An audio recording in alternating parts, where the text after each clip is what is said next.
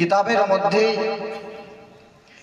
ইলমকে, জ্ঞান, একে নূর বলা হয়েছে। আল ইলমু নূরুন, আল ইলমু নূরুন, অর্থাৎ ইলম হলো আলো। ইলমের তাল্লুক, সম্পর্ক টাকার সঙ্গে নয়, মালের সঙ্গে নয়, দৌলতের সঙ্গে নয়, অন্য কিছুর উপমা আল্লাহ দিলেন না। এই জায়গায় বলা হয়েছে আল ইলমু নূরুন, অর্থাৎ ইলম হলো আলো। কোন জায়গায় যদি 1 লাখ টাকা রেখে দেওয়া হয়, 5টা মানুষ দেখতে পাওয়া যাবে। 1 লাখ টাকা দিয়ে কাউরে মুখের সামনে দেওয়া হলে তার চেহারা দেখা যাবে? দেখা। কিন্তু একটা আলো যদি কাউরে সামনে বা কোথাও রেখে দেওয়া হয়, সবাইকে দেখতে পাওয়া যাবে না? যাবে না? সবাইকে দেখতে পাওয়া যাবে। তো আল ইলমু নূরুন, ইলম হলো জ্যোতি, আলো। এই ইলমের শিক্ষা, এই ইলমের অর্জন যখন কেউ করে, চাহে যেই দেশের হোক, চাহে যেই গ্রামের হোক, চাহে যার সন্তান হোক, যখন ইলম অর্জন করে পুরো গ্রামকে সে আলোকিত করে দেয়। পুরো গ্রামকে সে আলোকিত করে দেয়।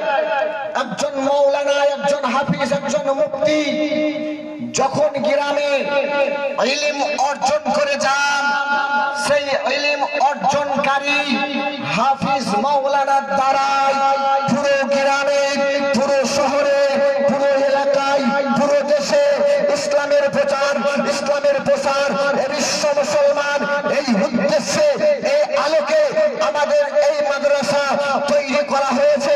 আমার প্রিয় মুর্শিদ অর্থাৎ এই মাদ্রাসার বাড়ি, ওনার ভাইদের উদ্দেশ্য আমার মাদ্রাসার আলো যেমন ছিল, যেমন ছিল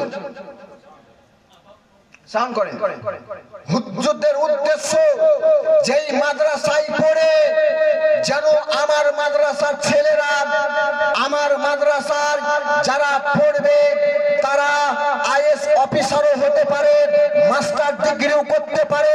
আমি আমার প্রিয় মুর্শিদের জবান দ্বারা একটা কথা শুনেছিলাম, স্টেজে বলেছিলেন, আজকের বাচ্চাদেরকে, আজকের ছেলেদেরকে হাতে মোবাইল না দিয়ে, পকেটে মোবাইল না দিয়ে এমন যোগ্যতা অর্জন করিয়ে দেন আপনার ছেলের পকেটে যেন কলম থাকে, আপনার ছেলের পকেটে যেন কলম থাকে।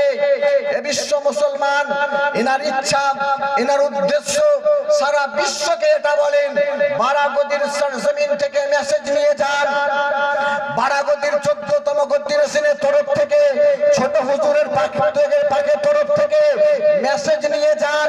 আপনার সন্তানকে পড়িয়ে আলিমও তৈরি করুন, যোগ্য আলিমের সঙ্গে সঙ্গে মাস্টারও তৈরি করুন, পুলিশও তৈরি করুন, আইএস অফিসারও তৈরি করুন।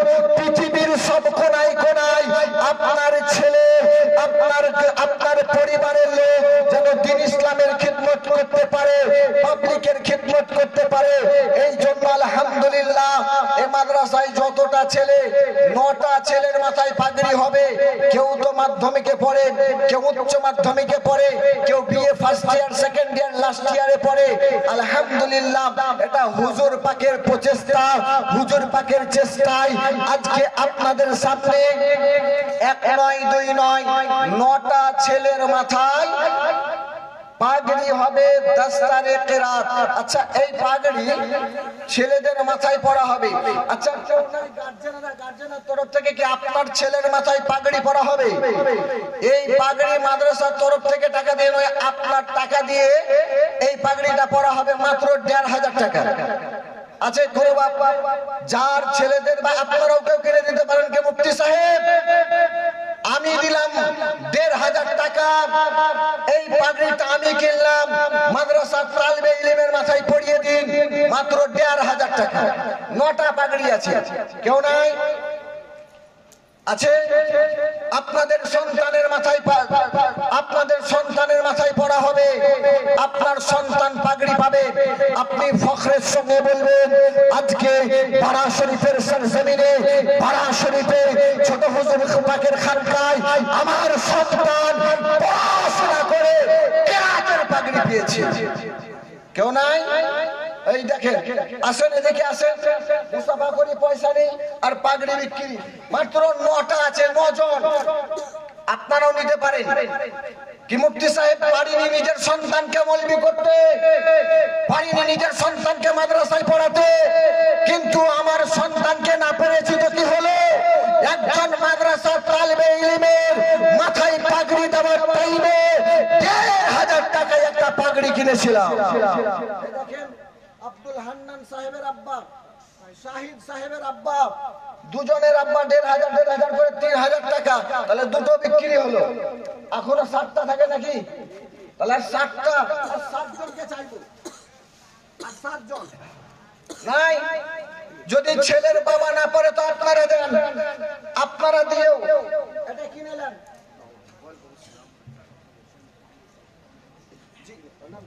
এনার নামটা লিখে নেন। দেখেন, ইনি একটা ওখানে যান, নামটা লিখিয়ে দেন। আর কেউ নাই? এই দেখেন, সাহেব আমাদের মাদ্রাসার ছাত্র, এই গ্রামে বাড়ি, তার আব্বা একটা পাগড়ির দাম দিয়েছে। তাহলে কটা হলো? 3টা নাকি? ও 4টা, 4টা হলো। তাহলে আর কটা আছে? এখনো 5টা। আর 5 জন আমি দিব, একজনের দাম ইনশাআল্লাহ। আমার নামটা লিখে নেন। সুবহানাল্লাহ। আর নাই কেউ? কাউরি আব্বা নাই? এখানে একটা ছেলে আছে, যাদের গরিব ছেলে, যার আব্বা অসুস্থ, পরিবার চালার জন্য সেই ছেলেকে ভাবতে হয়। আচ্ছা, তার দিক হয়ে কেউ একজন 1,500 টাকা দিতে পারবেন না? অনেক হাজি সাহেব আছেন, অনেক মাস্টার আছেন, অনেক শিক্ষিত আছেন, অনেক মোড়ল আছেন, অনেক দাতা আছেন, অনেক জ্ঞানী আছেন। মাত্র 1,500 টাকা। 4টা বিক্রি হয়েছে নাকি? 5টা বিক্রি। রেন্টু শেখ পরে দেবেন। রেন্টু শেখ একটা লিখে নেন, ফুল পেতে। রুবেল সাহেব 1,500 টাকা। মুখতার সাহেব 1,500 টাকা। হিসাব ভুলে গেছি, 4টাতে ছিলাম কিন্তু আমি। রাইট টাইমে চলছে 4টায়। আর 2টা। আর কেউ নাই? দেখেন, নূর আলামিন সাহেব 1,500 টাকা। আর কেউ দেবেন না? লিখছে লিখছে। আপনি আব্দুল সবুর সাহেবের আব্বা হায়দার শেখ বাড়া, হায়দার শেখ বাড়া লিখলেন 1,500 টাকা। আচ্ছা, সবাই হলো। মৌলানা তাসাদ্দুক সাহেব, মুশাররফ সাহেবের আব্বা, ও 1,500 টাকা। রেডি হচ্ছে, রেডি হচ্ছে। রেন্টু সাহেব দিয়ে দিয়েছেন। এই মুক্তারটা কেটে দে, মুক্তার তো হাফ হাফ, একটাই দেব আমরা। এই একটাই, দুজন মিলে। হ্যাঁ, দুজন মিলে একটা দিছেন। এই দেখেন, গাউসটা লিখেছেন।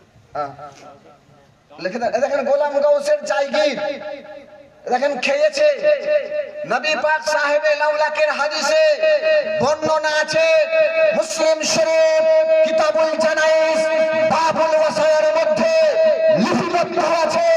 নবী পাক ইরশাদ করে বলেছেন, ইরশাদ করেছেন, মানুষ মারা গেলে পরে তার প্রত্যেক আমলকে কেটে দেওয়া হয় ইল্লা মিন সালাসা। তার মধ্যে 3টি। দ্বিতীয় নম্বর হলো ইল্লা মিন ইলমিন ইউনতাফাউ বিহি। কেউ যদি ভালো শিক্ষা কাউকে দেয় বা ভালো শিক্ষার ব্যবস্থা করে দেয়, যতজন শিক্ষা পাবে serial by serial, chain by chain, আল্লাহ তার কবরে তার সওয়াবকে পৌঁছিয়ে দেবে। মৌলানা তাসাদ্দুক সাহেব, তার সন্তান মুসাব্বির, তার নামে 1,500 টাকা। ঠিক আছে। আর কেউ নাই? আর একজন হয়েছে, হয়ে গেছে।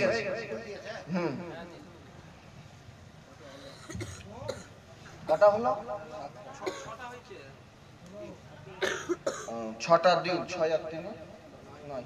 আচ্ছা, ডিউ যদি 6টা হয়েছে তো তাহলে আর 3টা লিখিয়ে দিই। আসলে আসলে থাক, আর 3টা লিখিয়ে দিই। কাগজে লেখা থাকবে, ফ্রেশ কাগজে লিখবো। কাউরি সন্তানের বাপ, দাদা, গ্রামবাসী, আত্মীয় স্বজন, নিকটজন, পাড়া প্রতিবেশী আর কেউ বন্ধু বান্ধব বা জায়গিরের কেউ নাই। এতদিন নিজের টাকাকে ব্যয় করে নিজের সন্তানের চাইতে ভালো করে মাদ্রাসা তালবে ইলম ভেবে নিজের সন্তানদের হারকে কেটে নিজের উপার্জনকে ব্যয় করে মাদ্রাসা তালবে ইলমদেরকে শিক্ষা দেওয়ার জন্য, মাদ্রাসা তালবে ইলমদেরকে জ্ঞান অর্জন করার জন্য, মাদ্রাসা তালবে ইলমদেরকে সুশিক্ষিত করার জন্য এত টাকা ব্যয় করে খাইয়েছেন আর কেউ নাই।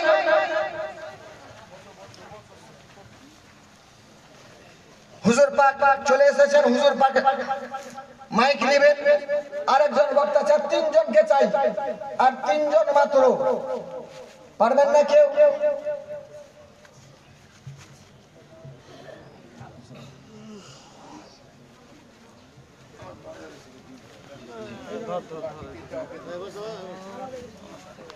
দেখেন শেষ করে দিচ্ছি, তার আগে নবী পাক সাহেবে লাউলাকের ফরমান আল ইলমু নূরুন, ইলম হলো জ্যোতি, আলো, ইলম হলো নূর।